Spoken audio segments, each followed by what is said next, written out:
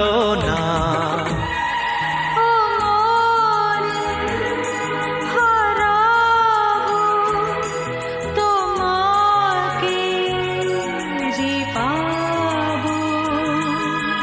বলবার একটা কথা ছিল যা বলতে পারিনি, বলতে গিয়ে যেতা হৃদয় কাঁপবে ভাবিনি।